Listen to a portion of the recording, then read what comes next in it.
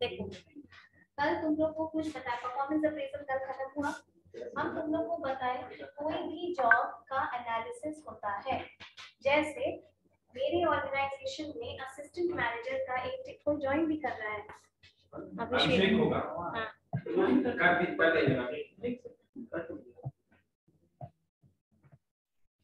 देखो कोई भी ऑर्गेनाइजेशन में कोई भी जॉब है, जैसे कि असिस्टेंट मैनेजर का पोस्ट खाली है या फिर जनरल मैनेजर का पोस्ट खाली है, या तुम एक नया पोस्ट क्रिएट करना चाहते हो, ठीक है। जैसे कि ऑर्गेनाइजेशन में पोस्ट बनते रहती है, कई बार उसको ऑफ भी दे दिया जाता है, हटा भी दिया जाता है, लेकिन हटाना वाला प्रक्रिया थोड़ा कम होता है, ठीक है। अब टेक्नोलॉजी आएगी तो कई बार क्या होता है कि उस टेक्नोलॉजी मैन पावर को रिप्लेस कर देती है, तो जरूरत नहीं होती है। जॉब की एनालिसिस यानी कि जॉब के बारे में कंप्लीट इंफॉर्मेशन देना जॉब का एनालिसिस होता है। Knowing complete details about the job is known as job analysis. किसी जॉब के बारे में हम क्या-क्या चीज जान सकते हैं? जैसे ऑर्गेनाइजेशन में तुम किसी ऑर्गेनाइजेशन को जॉब एनालिसिस से क्या मिलता है?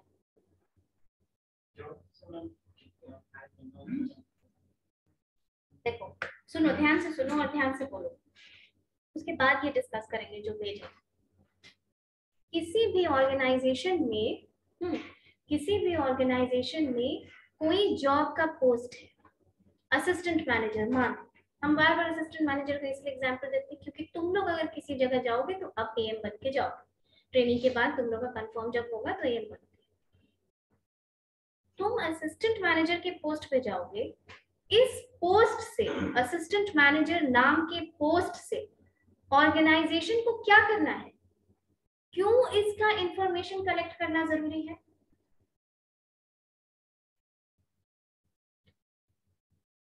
समझ नहीं पा रहे हो ख्याल से। knowing the job, the full details about the job, getting full information about the job is known as job analysis. Okay, in job analysis what happens is that you collect information about the job. Job का title क्या है, ठीक है, job कहाँ located है, job का timing क्या है, क्या ये जॉब रिक्वायर करता है कि तुम रोटेशनल शिफ्ट में काम करो, क्या ये जॉब रिक्वायर करता है कि तुमको ट्रैवलिंग करनी पड़ेगी, ठीक है, क्या ये जॉब चाहता है कि किसी तरीके की स्पेसिफिक ट्रेनिंग होनी चाहिए तुम्हारे पास, ठीक है, क्या ये जॉब किसी तरीके का सेफ्टी मेजर्स रिक्वायर करता है, क्या ये जॉब किसी तरीके का इक्विपमेंट हैंडलिंग रिक्वायर करता है। अगर ये रिक्वायर करता है, अगर ये सारी सेट ऑफ चीजें हैं, तो जॉब का स्पेसिफिकेशन क्या है, यानी ये तो तुमने बता दिया कि जॉब का डिस्क्रिप्शन है कि जॉब में ये चाहिए। अब स्पेसिफिकेशन क्या है, तुम जब जाओगे तो तुम्हारे से क्या रिक्वायर्ड है, या फिर कोई भी जिसको हम सिलेक्ट करेंगे उस पोस्ट पे आने के लिए, उससे हम क्या रिक्वायर करते हैं।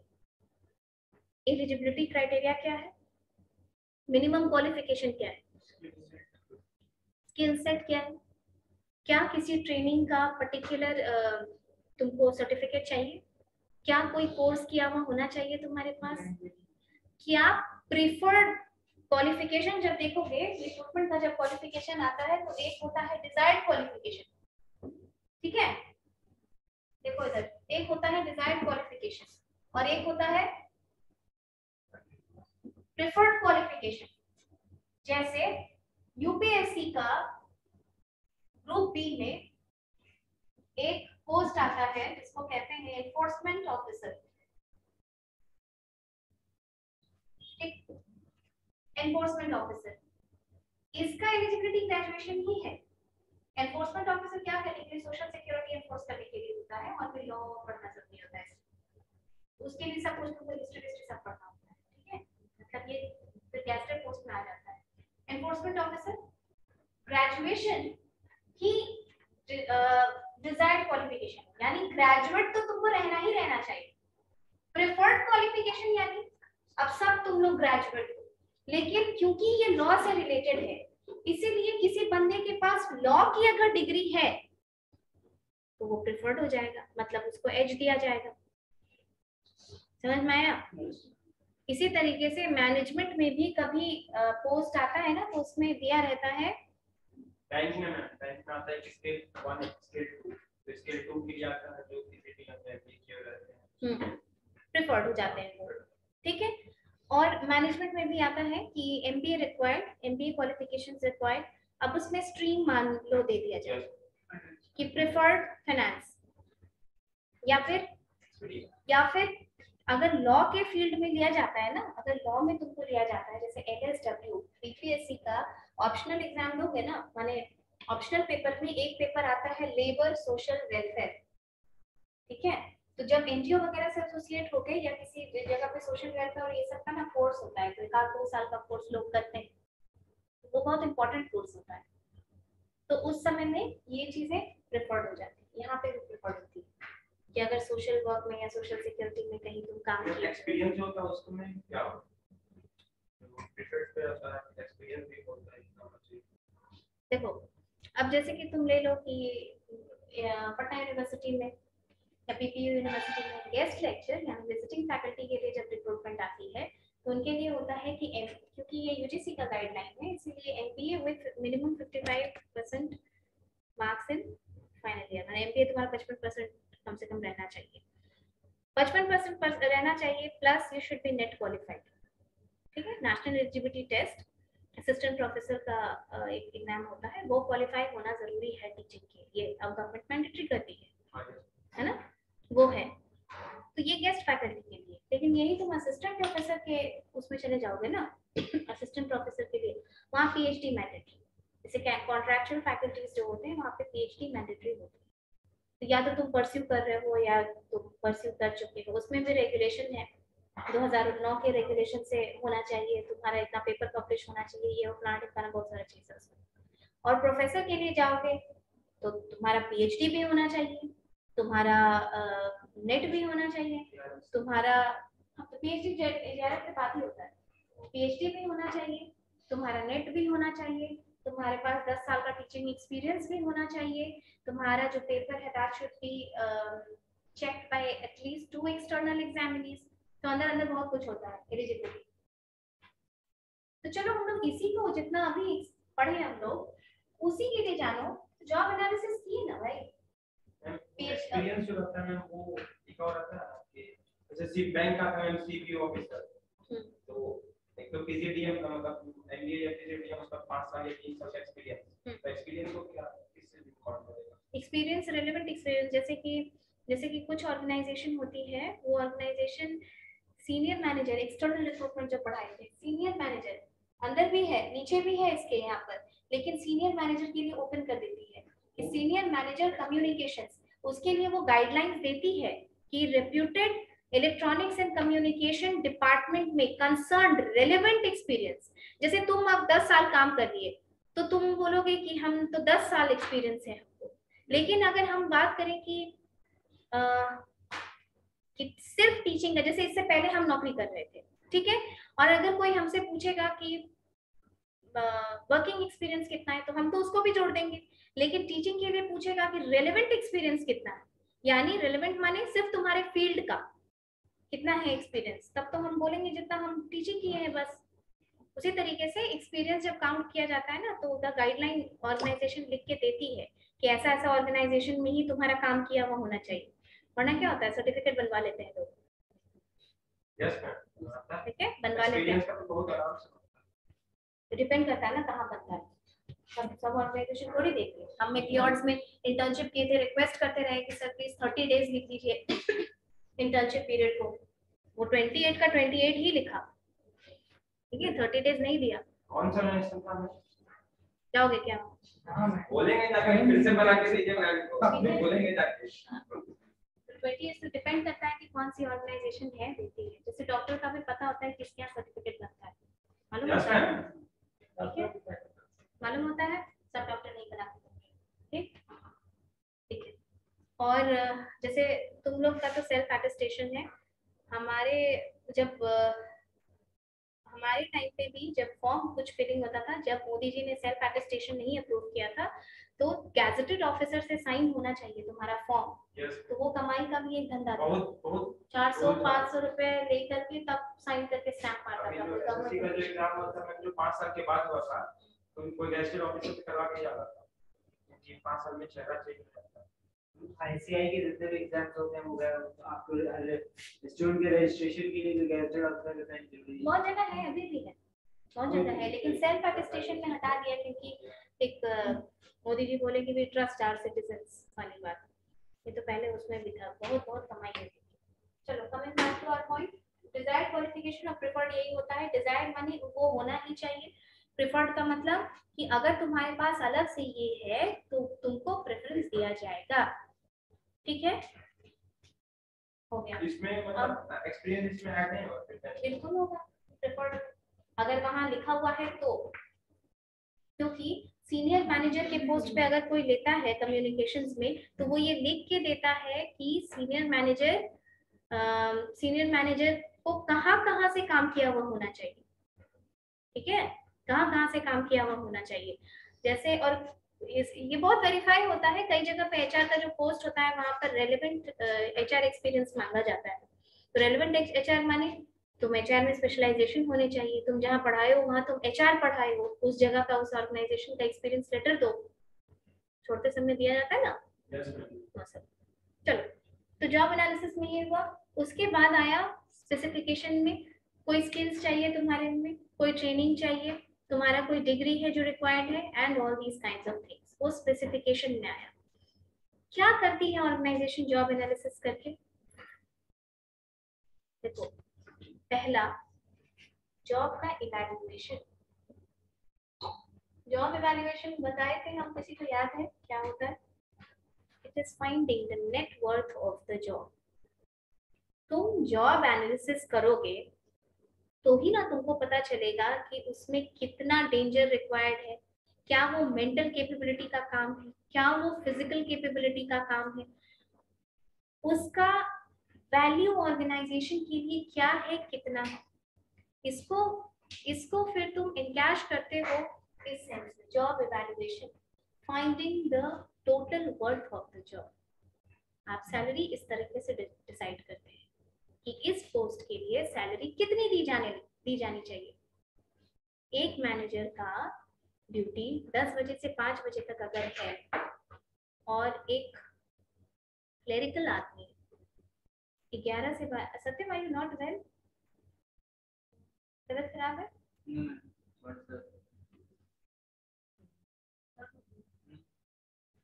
If you're not well, you can go back. Put your head down.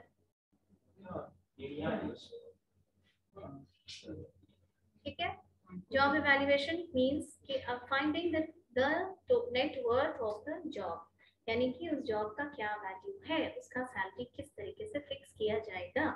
Understood? This is why, plus उसको हायरार्की में कहाँ रखा जाए। हर job, I was giving you the example कि एक मैनेजर का 10 से 5 काम करता है, ठीक है, तो भी उसकी सैलरी एक क्लर्क जो 12 घंटा काम करता है उससे तो ज्यादा ही होती है। अगर सिर्फ टाइम बेसिस पे किया जाए तो फिर तो वो बोलेगा कि हम तो 12 घंटा काम करते हैं।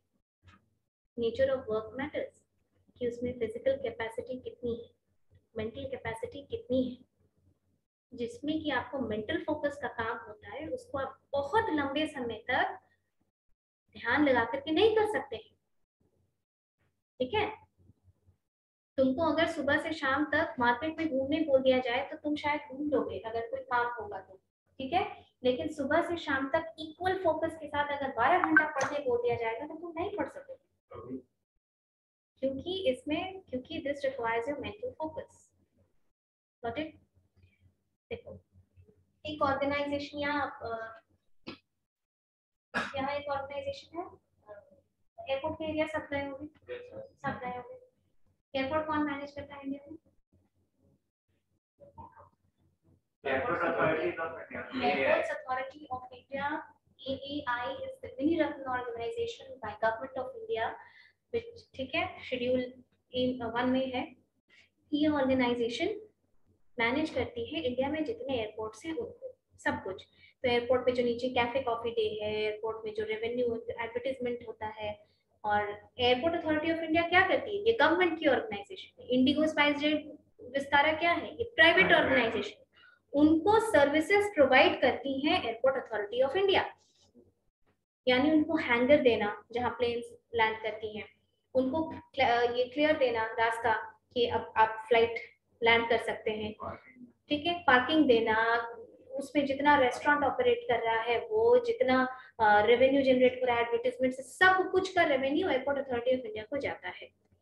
मोटा मोटी ये समझो कि एयरपोर्ट अथॉरिटी ऑफ इंडिया में 2 मेन डिपार्टमेंट है, 2 मेन है, बहुत सारा, उससे तुमको मतलब नहीं है, हम जो समझा रहे हैं उसके लिए वो समझो। 2 मेन डिपार्टमेंट है, एक सीएनएस और एक ATC. CNS is communication navigation surveillance. ये कम्युनिकेशन डिपार्टमेंट है, कम्युनिकेशन नेविगेशन सर्वेलेंस, ठीक है। एयरपोर्ट पे जितनी मशीन आप देखो, जितनी भी, इतना यूपीएस है, बड़ा बड़ा यूपीएस है, क्योंकि वहां लाइट जाने से समझ लो कि क्या हो जाएगा। यूपीएस है, डिस्प्ले बोर्ड है बाहर जहां फ्लाइट का आना जाना लगा रहता है, आप अंदर जाते हैं, एक्सरे होता है आपके इसका सामान का, ठीक है, वो सारी चीजें। उसके बाद काउंटर है, काउंटर पे बैगेज मशीन है, वो जो कन्वेयर बेल्ट लगता है जिसपे सामान आता है, रडार लगा हुआ है, लैंडिंग सिस्टम का जितना भी मशीन लगा हुआ है, सब कुछ का देख रेख मेंटेनेंस ये डिपार्टमेंट करती है, ठीक। ATC, air traffic control, pilot से कम्युनिकेट ये डिपार्टमेंट करता है, एयर ट्रैफिक कंट्रोल वाले, इनका ऑफिस टावर पे होता है, और यही जब तक ये क्लियर नहीं करेंगे तब तक पायलट ना प्लेन लैंड करेगा ना प्लेन टेक ऑफ करेगा, ठीक है, ना लैंड करेगा ना टेक ऑफ करेगा। अब देखो इसका काम तुम समझ सकते हो, इसके ऑर्डर के बिना, इसके कम्युनिकेशन के बिना अगर इससे गलती हुई तो जान से नीचे कुछ नहीं जाएगा, ठीक है, ठीक है, प्लेन क्रैश होगा ही नहीं।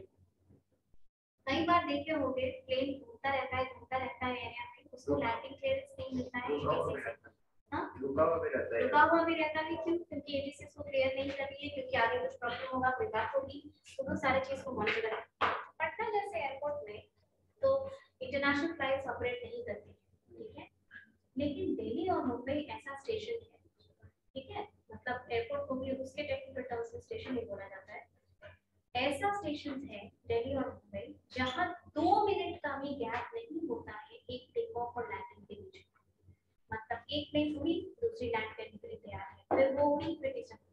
तो आप सोचिए कि ये एटीसी वाला जो 6 घंटा के शिफ्ट में बैठा है, इसके दिमाग पे क्या असर हो रहा है, कितना स्ट्रेस वाला जॉब ही कर रहा है, आप समझ सकते हैं। जरा सी गलती हुई तो जो लोग जाएंगे तो जाएंगे, इसकी तो नौकरी तुरंत ही चली जाएगी, सबसे पहले सस्पेंड होगा, बाद में इंक्वायरी बैठेगा, और ऐसा हुआ भी होता है क्विक रिस्पांस।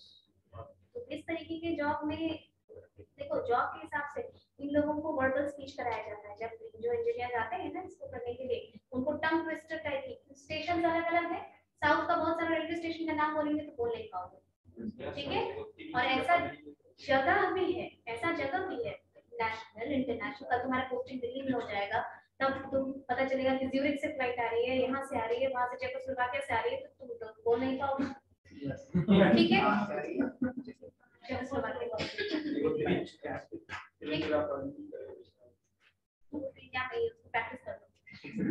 ठीक है, सुनो, कहने का मतलब सुनो, जॉब स्पेसिफिकेशन पढ़ा रहे हैं एटीसी में, इसका नेचर ऑफ जॉब समझ में आया, जहाँ 2 मिनट भी तुमको नहीं मिल रहा है दिमाग को शांत करने के लिए, can you understand the amount of stress this person has when he is having a shift. ऐसे शिफ्ट को 6 घंटे से ज्यादा नहीं प्रेफर किया जाता है, क्योंकि इससे ज्यादा आपका फोकस लूज होता है, और इन लोगों को अलग से, इन लोगों को नहीं मिलता है, इन लोगों को अलग से अलाउंस मिलता है, which is called stress allowance, क्योंकि their nature of job is full of stress.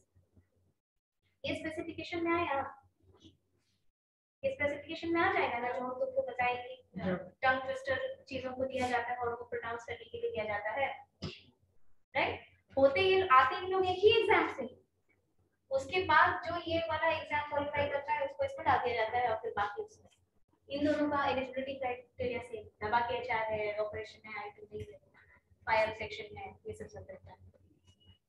ठीक है, तो जॉब का स्पेसिफिकेशन अलग अलग होता है। मेरे कहने का ये मतलब कि जॉब से स्पेसिफिकेशन माने what is required of you to do that job, that is known as job specification। ठीक, अब थोड़ा सा अपना फोन निकालिए। जॉब डिस्क्रिप्शन माने जॉब के बारे में, स्पेसिफिकेशन माने which is required of you।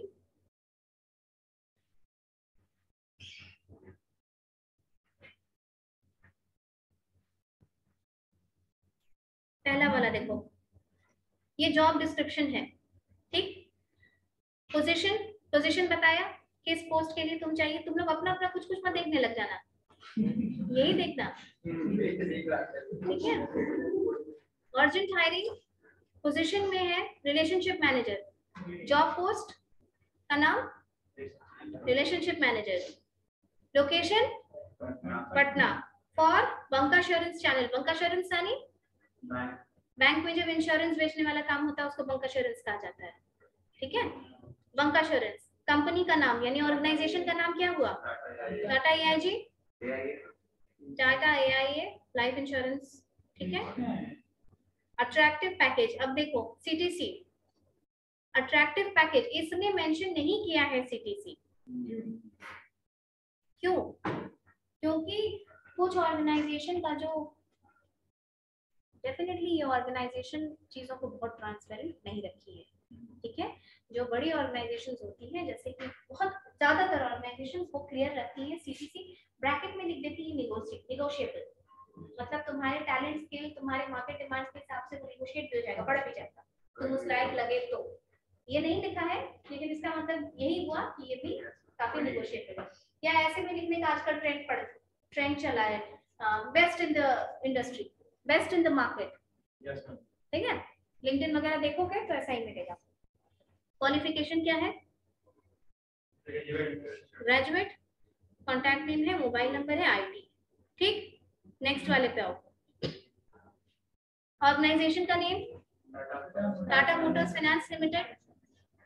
Job post name, location, what kind of employ is this, contract basis या फिर रेगुलर या फिर पेरोल माने रेगुलर बेसिस पे। पेरोल पे मतलब होता है रेगुलर बेसिस पे जिसको सैलरी मिलती है ऑर्गेनाइजेशन से। Age requirement below 30 years. ठीक है, देखो यहाँ एक्सपीरियंस लिखा हुआ है ना, office administration exposure of minimum 1 year, यानी तुम्हारा कम से कम ऑफिस के एडमिनिस्ट्रेशन का एक्सपीरियंस होना चाहिए 1 साल के। तुम जो एक्सपीरियंस की बात कर रहे हो लिखा हुआ है। चलो, शुड बी अवेयर ऑफ। अब देखो ये जॉब स्पेसिफिकेशन नीचे वाला देखो, should be aware of travel management. ठीक है, यानी कि ये जॉब क्या है? ट्रैवल बेस्ड है, it requires you to travel. इसके बाद कैपेक्स ओपेक्स एक्सपेंसेस। कैपेक्स माने कैपिटल का जो एक्सपेंस मैनेज होता है वो है। ओपेक्स होता है जो ऑपरेटिंग कॉस्ट होता है ना, ऑपरेटिंग कॉस्ट एवरीडे यूज के लिए जो पैसा आता है, जैसे सैलरी देने के लिए या इन्वेंटरी मैनेजमेंट करने के लिए या R&D के लिए जो रहता है वो सब आया, तो वो सब का नॉलेज तुमको होना चाहिए, इसीलिए 1 साल का एक्सपीरियंस मांग रहा है। इनवॉइस प्रोसेसिंग यानी bill will banana. Repair and maintenance, vendor communication, आपका कम्युनिकेशन वेंडर से रिपेयर एंड मेंटेनेंस जॉब का रिक्वायरमेंट है। Location Jharkhand. Open for business travel with in Jharkhand for branch visits, यानी झारखंड में ही ट्रैवल करना है। लोकेशन रांची है लेकिन तुम्हारे ट्रैवलिंग के लिए कहाँ रिक्वायर्ड है? झारखंड के एरिया में तुमको ट्रैवल करना होगा। जैसे बिहार में प्रिज्म सीमेंट का जो मेन हेड हो सकता है पटना में हो मेन ऑफिस, लेकिन यहाँ तो काम बहुत जगह होता है, सहरसा में होता है, फिर और भी मुजफ्फरपुर में होता है, वहाँ वहाँ उसके डीलर भी है ना, तो उनसे निगोशिएट करने के लिए तुमको ट्रैवल करना होगा। और बल्कि ये तो थोड़ा सा था, जब जॉब डिस्क्रिप्शन आता है ना जो सेल्स बेस्ड रहता है वो लिख भी देते हैं प्रिफर्ड बॉयज। ठीक है, बॉयज कैंडिडेट या मेल कैंडिडेट प्रिफर्ड, आप जनरली देखेंगे कि ऑफिस वर्क के लिए फीमेल कैंडिडेट्स को प्रेफर किया जाता है ना, और जो फील्ड वर्क होता है उसमें मेल कैंडिडेट को प्रेफर किया जाता है। ठीक, उसके अलावा वो बोलेंगे कि तुम अपना ड्राइविंग लाइसेंस तुम्हारे पास होना चाहिए, बाइक होनी चाहिए, ठीक है, क्योंकि वो पेट्रोल का पैसा रिइंबर्स करते हैं, तो वो जितना पेट्रोल लगेगा वो कंपनी देगी। बाइक तुम्हारे पास होना चाहिए, ड्राइविंग लाइसेंस होना चाहिए, या अगर ऑफिस वर्क या जो भी है तो तुम्हारे पास लैपटॉप होना चाहिए। ठीक है, बैंक बहुत चीज का पैसा देता है, यूनिफॉर्म का भी देता है, मील का भी देता है, तुम पेन पेंसिल यूज करते हो उसका पैसा देता है। चेंज कर दिया होगा लेकिन उसका भी पैसा मिलता है, ऑर्गेनाइजेशन दिया जाता है। हैंडबैग का भी पैसा दिया जाता है। चश्मा का पैसा कितना उसका क्या है? लगा लो। हाँ, क्या हुआ?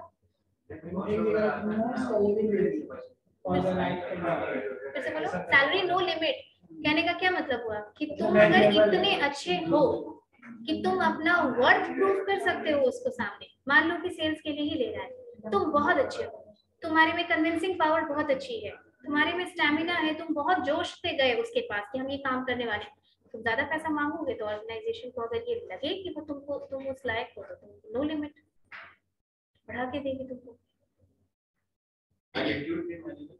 बहुत मांगे रखता है सेल्स में, तो बहुत मांगे रखता है दादा, तुम डायरेक्ट कांटेक्ट में ना, एटीट्यूड बहुत, जिसको बहुत मर्क्यूरियल टेम्परामेंट है जिसका, छोटी छोटी बात पे गुस्सा आ जाता है, ये वो, तो फिर क्या ही सेल्स करेगा ना, नहीं होगा। सही बात, सेल्स करना आर्ट थोड़ी है। नीड प्री एग्जिस्ट्स मार्केट, हम पहले ही बताए, नीड है, तुमको बेचना आना चाहिए, वो बेचना बहुत बड़ा स्किल है।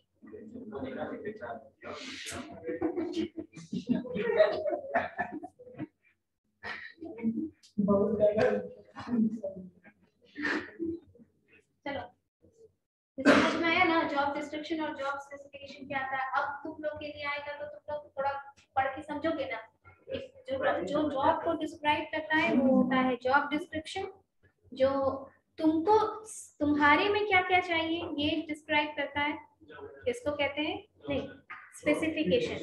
और दोनों पार्ट है जॉब एनालिसिस का, ठीक है, जॉब का एनालिसिस, और इससे क्या होता है, इससे होता है जॉब इवैल्यूएशन, यानी कि finding the total worth of the job.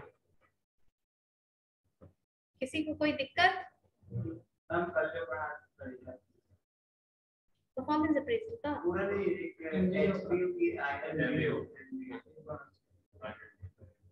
उसी के लिए तो तुमको हम इतना ये सब पढ़ाए, चलो बता देते हैं।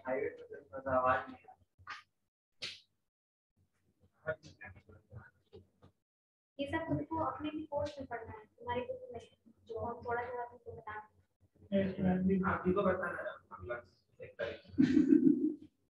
देखते हैं, नहीं होगा तो क्लासेस करेंगे। अरे वाह